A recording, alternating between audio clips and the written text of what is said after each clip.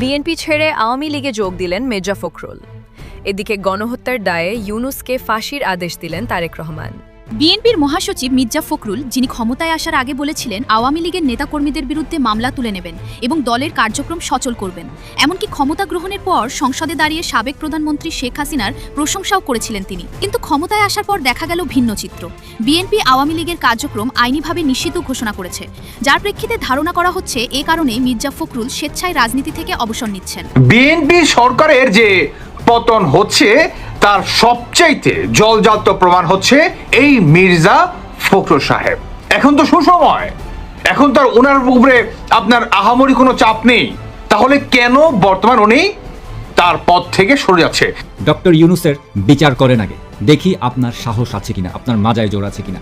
যতগুলি মৃত্যু হয়েছে এই টিকা না দেওয়ার কারণে, এগুলি সবই ডক্টর ইউনূস আর তার দলবলের দোষ, এবং এই দোষকে আপনি ঢাকতে পারবেন না, শাক দিয়ে আপনি মাছ ঢাকতে পারবেন না। এখন আপনি কিভাবে কোনটা বিচার করবেন আর কিভাবে কি করবেন সেটা সম্পূর্ণ আপনার ব্যক্তিগত ব্যাপার। এই হামের মৃত্যু যেটা গণহত্যার সঙ্গে অনেকে তুলনা করছেন, এর ব্যাপারে অবশ্যই এটা যাদের গাফিলতিতে এই মৃত্যু হয়েছে তাদের বিরুদ্ধে অবশ্যই হত্যা মামলা দায়ের করতে হবে। সেটা প্রফেসর ইউনূস সরকার যে টিকা কিনেনি এবং তার অথর্ব উপদেষ্টা, স্বাস্থ্য উপদেষ্টা এবং তার প্রিয় বান্ধবী, তিনি মানে অযোগ্য হওয়া সত্ত্বেও যাকে স্বাস্থ্য মন্ত্রণালয়ে বসিয়ে স্বাস্থ্য মন্ত্রণালয়টাকে শেষ করে ফেলা হয়েছে, তাদেরকে কাঠ গড়ায় দাঁড় করানো হচ্ছে না কেন? আসসালামু আলাইকুম দর্শক, সিগন্যাল বিডি চ্যানেলের নতুন একটি গুরুত্বপূর্ণ নিউজ ভিডিও নিয়ে আপনাদের মাঝে হাজির হলাম। প্রিয় দর্শক, বাংলাদেশের বর্তমান রাজনৈতিক প্রেক্ষাপট নিয়ে ইতিমধ্যে অনেকগুলো ভিডিওর অংশবিশেষ আপনারা দেখেছেন এবং আশা করি দেখেই বুঝতে পেরেছেন আজকের ভিডিওটি কতটি গুরুত্বপূর্ণ এবং আকর্ষণীয় হতে চলেছে। এখনো যারা আমাদের চ্যানেলটি সাবস্ক্রাইব করেননি তাদের সবাইকে বলবো আমাদের চ্যানেলটি সাবস্ক্রাইব করে পাশে থাকা বেল আইকনটি অন করে দিবেন। আর যারা ইতিমধ্যেই সাবস্ক্রাইব করেছেন তাদেরকে অসংখ্য ধন্যবাদ। হ্যাঁ প্রিয় দর্শক, কে কোথা থেকে ভিডিওটি দেখছেন অবশ্যই কমেন্ট বক্সে জানিয়ে যাবেন। তো প্রিয় দর্শক, চলুন আর কথা বাড়াবো না, একটি লাইক দিয়ে মূল ভিডিওতে যাওয়া যাক। সরকার বেশ কিছু বিষয়ে নিরপেক্ষতা রক্ষা করতে পারছে না বলে মন্তব্য করেছেন বিএনপির মহাসচিব মির্জা ফখরুল ইসলাম আলমগীর। রাজনৈতিক দলগুলোকে নিষিদ্ধের পক্ষে নয় সাংবাদিকদের প্রশ্নের জবাবে বিএনপি মহাসচিব মির্জা ফখরুল ইসলাম আলমগীর একথা জানান। আমি কাউন্সিল করে আমি একটু অবসর নিতে চাই। এনাফ ইজ এনাফ, বহুত বয়স হয়ে গেছে, অসুস্থ হয়ে গেছে। অন্য দল করার কারণে, এমনকি আওয়ামী লীগ করার কারণেও কারোর প্রতি খড়গহস্ত হবেন না, কারোর সাথে খারাপ ব্যবহার করবেন না। যত মামলা আছে আওয়ামী লীগের বিরুদ্ধে আমরা সমস্ত মামলাগুলো তুলে নেব। আমরা কোনো প্রতিশোধের রাজনীতি করতে চাই না। বিএনপির মহাসচিব মির্জা ফখরুল, যিনি ক্ষমতায় আসার আগে বলেছিলেন আওয়ামী লীগের নেতাকর্মীদের বিরুদ্ধে মামলা তুলে নেবেন এবং দলের কার্যক্রম সচল করবেন, এমনকি ক্ষমতা গ্রহণের পর সংসদে দাঁড়িয়ে সাবেক প্রধানমন্ত্রী শেখ হাসিনার প্রশংসাও করেছিলেন তিনি। আমরা দেখেছি যে যখন তিনি সরকারে ছিলেন সেই সময় তিনি এমন কাজগুলো করেছেন যেমন প্রেসিডেন্সিয়াল ফর্ম অফ গভর্নমেন্ট থেকে পার্লামেন্টারি ফর্ম অফ গভর্নমেন্ট নিয়ে আসা। কিন্তু ক্ষমতায় আসার পর দেখা গেল ভিন্ন চিত্র। বিএনপি আওয়ামী লীগের কার্যক্রম আইনিভাবে নিষিদ্ধ ঘোষণা করেছে, যার প্রেক্ষিতে ধারণা করা হচ্ছে এ কারণে মির্জা ফখরুল স্বেচ্ছায় রাজনীতি থেকে অবসর নিচ্ছেন। রাজনৈতিক অঙ্গনটাই আপনার কেমন যেন নষ্ট হয়ে গেছে, কলুষিত হয়ে গেছে। কাউন্সিলের পর রাজনীতি থেকে অবসর নেওয়ার ইচ্ছা রয়েছে। সাক্ষাৎকারে তিনি জানান ভীষণ ক্লান্ত তিনি, কাউন্সিল পর্যন্ত দায়িত্বে থাকবেন, এরপর অবসর নিতে চান। এদিকে সংসদের স্পিকার মেজর হাফিজ বীর বিক্রম বলেছেন আওয়ামী লীগের নেতাকর্মীদের ওপর কোনো নির্যাতন বরদাস্ত করা হবে না। আওয়ামী লীগের সাথে আমাদের কোনো শত্রুতা নাই, একই সাথে আমরা মুক্তিযুদ্ধে অংশগ্রহণ করেছিলাম। কিছু কিছু ভিডিও আওয়ামী লীগ আছে, আপনাদের নিরাপত্তার দায়িত্ব আমি নিজেই।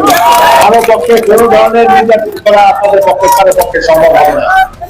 আপনারা আমাকে জানাবেন, আমার দলের নেতৃবৃন্দকে জানাবেন কেউ যদি কোনো ধরনের জুলুম আপনাদের উপর করার চেষ্টা। অন্যদিকে বিএনপির কড়া সমালোচনা করেছেন ব্যারিস্টার রুমিন ফারহানা। সব মিলিয়ে রাজনৈতিক অঙ্গনে তৈরি হয়েছে নতুন আলোচনা ও উত্তেজনা। আপনি তো একটা কলমের খোঁচা দিয়ে পলিটিক্যাল পার্টি, যেটা আসলে মানুষ দ্বারা গঠিত, মানুষের জন্য, এবং রাজনীতিটা আসলে মানুষ কেন্দ্রিক, তো সেরকম একটি পলিটিক্যাল পার্টিকে আপনি কলমের খোঁচা নিষিদ্ধ করা, সেটা আমি কখনোই সমর্থন করি না। রাজনীতি থেকে সরে দাঁড়ানোর সিদ্ধান্ত নিয়েছেন বিএনপি মহাসচিব মির্জা ফখরুল ইসলাম আলমগীর। নানা ঘাত প্রতিঘাত পেরিয়ে যখন আজ ক্ষমতার মসনদে বিএনপি, ঠিক এই মুহূর্তে রাজনীতিকে বিদায় বলার প্রস্তুতি নিচ্ছেন তিনি। করে আমি একটু অবসর নিতে চাই। এনাফ ইজ এনাফ, বহুত বয়স হয়ে গেছে, অসুস্থ হয়ে গেছে। এখন it's better to chair from politics. এর জন্য যুদ্ধ করেছিলাম। নতুন নতুন আইন হচ্ছে, এই আইনে এখন কথা বলা যাবে না।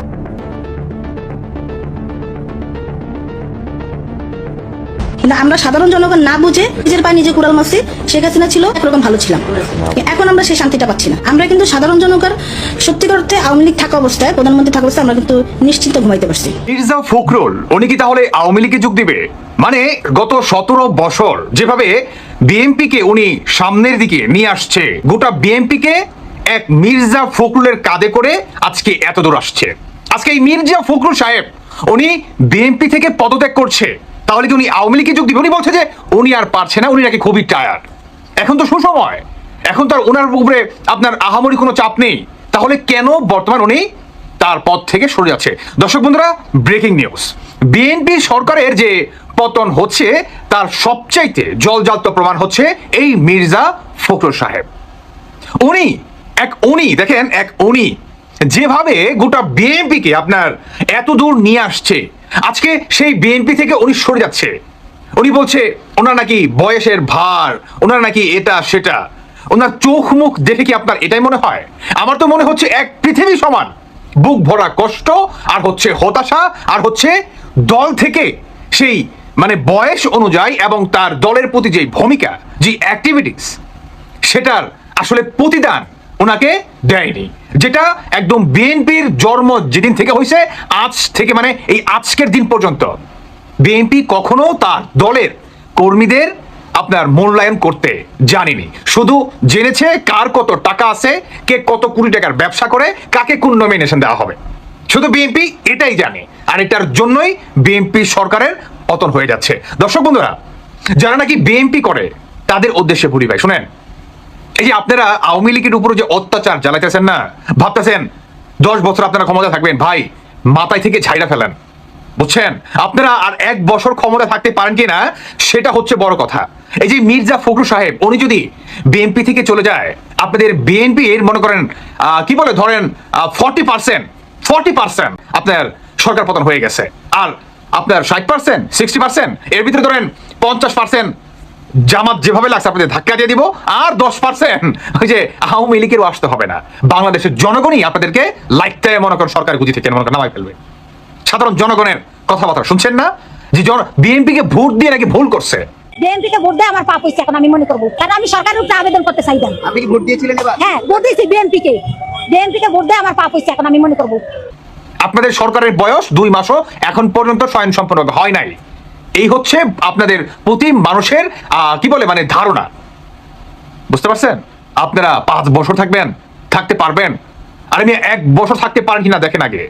তবে এটা বাস্তব কথা, বিএনপি সরকারের যদি এবার এই 1 বছরের ভিতরে পতন হয়, তাহলে আপনি লিখিত নিতে পারেন বাংলাদেশ থেকে চিরজীবনের জন্য বিএনপি সরকার চলে যাবে, আর কখনোই তারা সরকারে বা ক্ষমতায় আসতে পারবে না।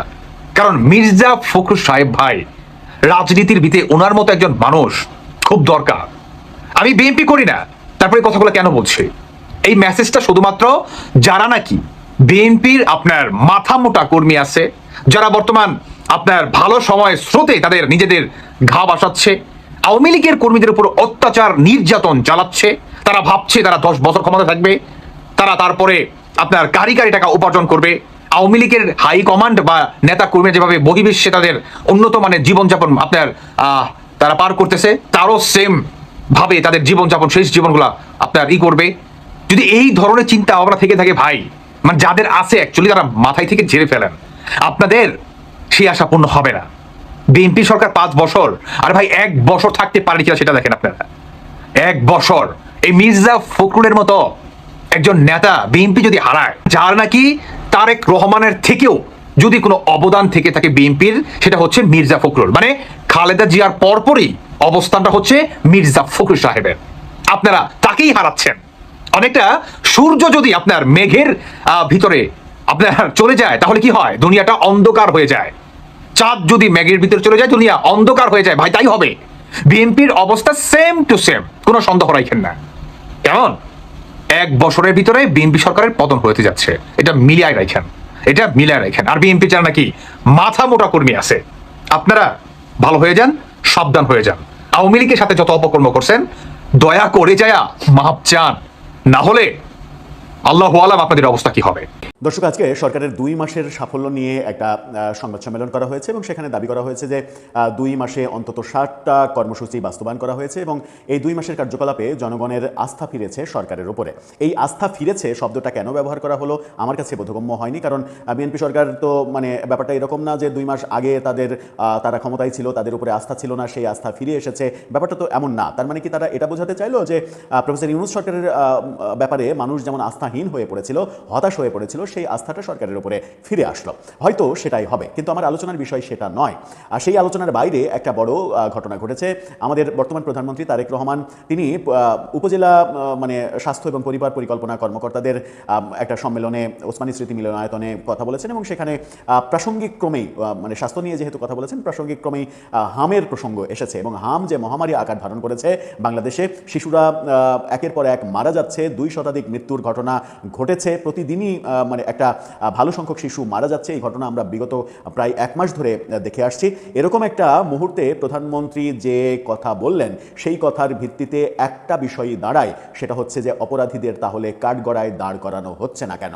অপরাধীদের তাহলে গ্রেপ্তার করা হচ্ছে না কেন? প্রধানমন্ত্রী কারা অপরাধী সেটা স্পষ্ট করে বললেন, কিন্তু মানে সাধারণ নাগরিক হিসেবে তাহলে প্রশ্ন আসবে, আমরা প্রশ্ন তুলতেই পারি যে প্রধানমন্ত্রী স্বয়ং যখন বলছেন যে কারা অপরাধী তিনি নিশ্চিত, তাহলে তাদের শাস্তির ব্যবস্থা তার সরকার করছে না কেন? হামের মানে এই মহামারীতে এত শিশুর মৃত্যু, সেটাকে কেন মানে এক ধরনের গণহত্যা হিসেবে বিবেচনা করা হচ্ছে না? এবং এই গণহত্যা যাদের কারণে হচ্ছে, শিশুদের এই মানে নির্মম মৃত্যু যাদের কারণে হচ্ছে, তাদেরকে কেন আদালতে তোলা হবে না? চলুন একটু জেনে দেখি প্রধানমন্ত্রী কাদের অপরাধী বললেন এবং তার পরিপ্রেক্ষিতে কি দাঁড়াচ্ছে অর্থটা। দর্শক, প্রধানমন্ত্রীর হামের টিকার মানে ব্যাপারে কথার আগে প্রধানমন্ত্রী আরেকটি কথা বলতে চাই। তিনি তেলের সংকট বিষয়ে একটা কথা বলেছেন আজকে, যে সংকট ব্যাপারে কথা বলতে গিয়ে তিনি স্বীকার করে নিয়েছেন তেলের সংকট আছে এবং বিপুল পরিমাণ অতিরিক্ত টাকা দিয়ে বেশি দামে তেল কিনে চাহিদা পূরণের চেষ্টা করা হচ্ছে।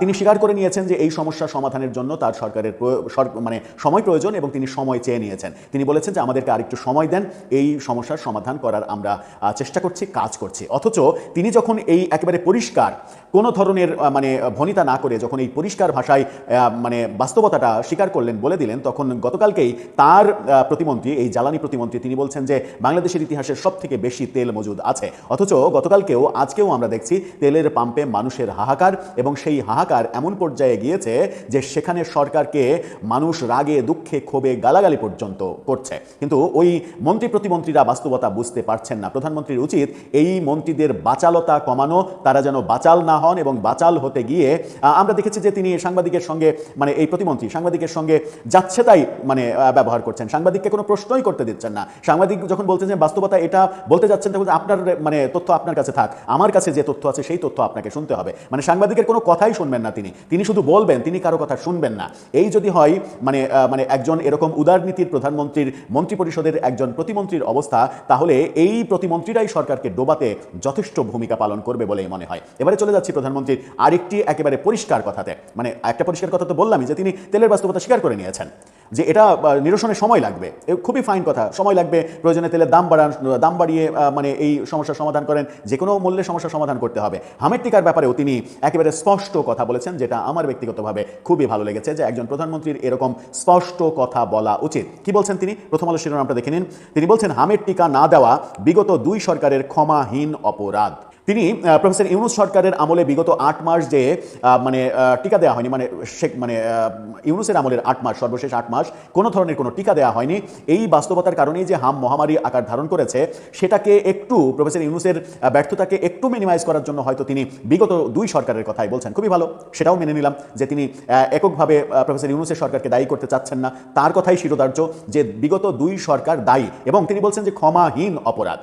এটা ক্ষমাহীন অপরাধ, যে অপরাধ ক্ষমা করা যায় না, যে অপরাধ ক্ষমা করা যায় না, সেই অপরাধের জন্য নিশ্চয়ই অপরাধীদের শাস্তির মুখোমুখি হতে হবে, তাদেরকে কাঠগড়ায় দাঁড় করাতে হবে। এবং এই হামের মৃত্যু যেটা গণহত্যার সঙ্গে অনেকে তুলনা করছেন, এর ব্যাপারে অবশ্যই এটা যাদের গাফিলতিতে এই মৃত্যু হয়েছে তাদের বিরুদ্ধে অবশ্যই হত্যা মামলা দায়ের করতে হবে। সেটা শেখ হাসিনা সরকারের স্বাস্থ্যমন্ত্রী কিংবা স্বাস্থ্যের যে কেউ হোক। প্রফেসর ইউনূস সরকার যে টিকা কিনেনি এবং তার অথর্ব উপদেষ্টা, স্বাস্থ্য উপদেষ্টা এবং তার প্রিয় বান্ধবী, তিনি মানে অযোগ্য হওয়া সত্ত্বেও যাকে স্বাস্থ্য মন্ত্রণালয়ে বসিয়ে স্বাস্থ্য মন্ত্রণালয়টাকে শেষ করে ফেলা হয়েছে, তাদেরকে কাঠগড়ায় দাঁড় করানো হচ্ছে না কেন? এটা একটা বড় প্রশ্ন। তাহলে কি বর্তমান সরকার, বিএনপি সরকার, প্রফেসর ইউনূস সরকারের ক্ষেত্রে এক ধরনের ছাড় দেওয়ার মানসিকতা তৈরি করছে কিংবা ছাড় দেওয়ার চেষ্টা করছে, এক ধরনের উদারতা দেখানোর চেষ্টা করছে? কিন্তু এই উদারতা কাদের প্রতি দেখানো হচ্ছে? যাদের গাফিলতির কারণে আজকে শত শত শিশু মৃত্যুবরণ করছে, শত শত মায়ের বুক খালি হচ্ছে। কি বলছেন প্রধানমন্ত্রী? প্রধানমন্ত্রী বলছেন সারা দেশে শিশুদের হামের টিকা না দেওয়া বিগত 2 সরকারের জীবন বিনাশী ব্যর্থতা, ক্ষমাহীন অপরাধ বলে উল্লেখ করেছেন তিনি। জীবন বিনাশী ব্যর্থতা, এই যে ব্যর্থতা, এবং তারপরে বলছেন ক্ষমাহীন অপরাধ। জীবন বিনাশী, যেটা জীবন শেষ করে ফেলেছে, সেই ব্যর্থতার জন্য অবশ্যই বিচার করতে হবে। আর এই অপরাধ যদি ক্ষমাহীন অপরাধ হয় তাহলে সেটার বিচার করতে হবে। আপনি বিগত 2 সরকার বলেন, 3 সরকার বলেন, 5 সরকার বলেন, যাকে বলবেন, যদি আপনি বলেন যে এটা, তাহলে এটার আপনাকে বিচার করতে হবে। সেটাই একমাত্র নীতি হওয়া উচিত। তিনি বলেন আমাদের সবাইকে সতর্ক থাকতে হবে ভবিষ্যতে আর কখনোই যাতে এ ধরনের ঘটনার পুনরাবৃত্তি না হয়। সারা দেশে জরুরি ভিত্তিতে হামের টিকা দিয়ে তড়িৎ ব্যবস্থা নেওয়ায় আল্লাহর রহমতে পরিস্থিতির অবনতি রোধ করা সম্ভব হয়েছে, এই ব্যাপারেও তিনি বলেছেন। অর্থাৎ বর্তমান সরকার টিকা শুরু করেছে, আমি জানি না শুরু ঠিক হয়েছে কিনা, হয়তো শুরু হয়েছে, যেহেতু প্রধানমন্ত্রী বলছেন, তিনি তো আর ভুল তথ্য দেবেন না, তিনি কখনো ভুল তথ্য দেনও না, সেটা আমরা মেনেই নিচ্ছি যে হয়তো দেয়া শুরু হয়েছে। কিন্তু বর্তমান সরকারকে কেউ দোষ দিচ্ছে না, কেউ ব্যর্থতাও বলছে না বর্তমান সরকারের। বর্তমান সরকার জরুরি ভিত্তিতে 604 কোটি টাকা বরাদ্দ করেছে এই হামের টিকার কেনার জন্য। কিন্তু প্রফেসর ইউনূসের সরকারের যে তথ্য মানে একজন সাংবাদিক, বরেণ্য সাংবাদিক মাহবুব কামাল, তিনি মানে ফাঁস করে দিয়েছেন, তার স্বাস্থ্য উপদেষ্টা কিভাবে টিকা কিনেননি, এবং তাকে টিকা কেনার কথা স্বাস্থ্য অধিদপ্তর থেকে যখন বলা হয়েছে তখন বলেছেন যে টাকা নেই, 3 মাসের জন্য কিনেন। 3 মাসের জন্য এটা কেনা যায় না, 1 বছরের জন্য অন্তত কিনতে হয়। এটা বলার পরে তিনি বলেছেন তাহলে ওর সঙ্গে কথা বলেন। ওর সঙ্গে কথা বলতে পাঠিয়েছেন, পাঠিয়েছেন যে সেটা নিয়ে আর কোনো অগ্রগতি হয়নি এবং টিকাও কেনা হয়নি। অথচ এই নির্লজ্জ বেহায়া সরকার নিজেদের খেয়াল খুশি মতো যা ইচ্ছা তাই করেছে। কোটা বিরোধী আন্দোলনের পরে গঠিত সরকার নতুন করে কোটার সৃষ্টি করেছে, এই কোটা, ওই কোটা, জুলাই আহত কোটা, জুলাই নিহত কোটা, এই পরিবারের কোটা, এই পোষ্য কোটা, এইরকম কোটার ব্যবস্থা করেছে। তারা বাংলাদেশের শিশুদের বাঁচিয়ে রাখার জন্য মাত্র কয়েক কোটি টাকা বরাদ্দ দিতে পারেনি, কিন্তু জুলাই জাদুঘর বানানোর জন্য পুরো গণভবনের শত শত একর জমি নষ্ট করে সেটার পেছনে 110 কোটি টাকা বরাদ্দ করে টাকার বারো বরাদ্দ করেছে ওই মেটিকুলাস পিকুলিয়ার উপদেষ্টা মোস্তফা সরোয়ার ফারুককে দিয়ে। গণভোটে হাঁ ভোটের ক্যাম্পেইন করে কোটি কোটি টাকা নষ্ট করেছে। গণভোট যেটা বর্তমান সরকার, বিএনপি সরকার সংসদে পাশই করলো না, যেটা এখন অবৈধ হয়ে গেল, সেই গণভোট করার জন্য 1,500 কোটি টাকা প্রফেসর ইউনূস নষ্ট করেছে।